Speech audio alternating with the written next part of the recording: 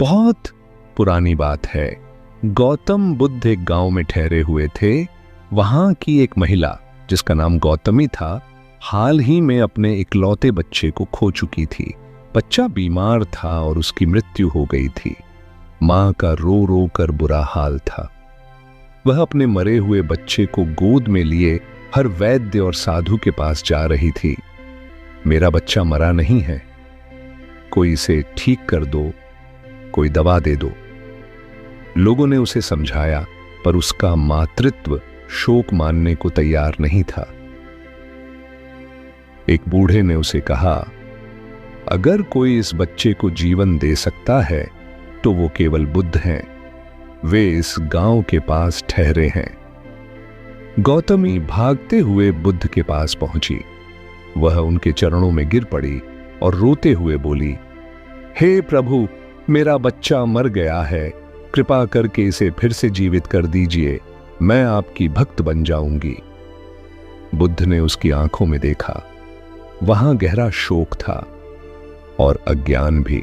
बुद्ध बोले, मैं तुम्हारे बच्चे को जीवित कर दूंगा, लेकिन एक शर्त है। गौतमी की आंखों में आशा चमक उठी। क्या करना होगा? उसने उत्सुकता से पूछा। बुद्ध बोले, तुम गांव जाओ और किसी ऐसे घर से एक मुट्ठी सरसों के दाने लेकर आओ जहां कभी कोई मृत्यु न हुई हो। बस वही दाने इस बच्चे के लिए अमृत बनेंगे। गौतमी तुरंत गांव में निकल पड़ी।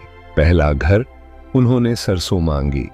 महिला ने दाने लाकर दे दिए, लेकिन जब गौतमी ने पूछा, क्या इस घर में कभी कोई मरा नहीं? तो महिला ने कहा, मेरी मां कुछ वर्ष पहले चली गई। दूसरा घर, पिता की मृत्यु हुई थी। तीसरा घर, पति। चौथा, बेटा। पांचवां, बहन। सारा गांव घूमने के बाद गौतमी के हाथ में एक भी ऐसा दाना नहीं था जो मृत्यु विहीन घर से आया हो। वह थक कर बैठ गई। अब उसके चेहरे पर पहले जैसी हड़बड़ाहट नहीं थी। उसने बच्चे को गोद से नीचे रखा।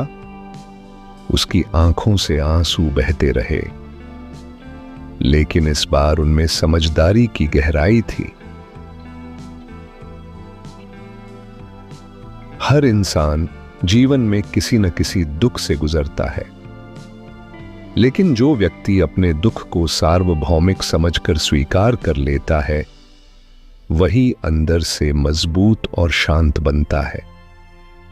दुख से भागो नहीं, उसे समझो, तभी मुक्ति मिलेगी। वह बुद्ध के पास लौटी और बोली, हे प्रभु, मुझे अब समझ में आ गया। मृत्यु किसी एक का दुख नहीं है, यह जीवन का स्वभाव है। मैं अब जानती हूं कि मेरा दुख अकेला नहीं है। बुद्ध मुस्कुराए, बोले, जब तुम मृत्यु को एक सार्वभौमिक सत्य की तरह स्वीकार करती हो, तभी तुम अपने दुखों से मुक्त होती हो। तुमने अब पहला कदम रख दिया है समझ का, शांति का। गौतमी ने उसी क्षण संन्यास लिया और बुद्ध की शिष्या बन गई।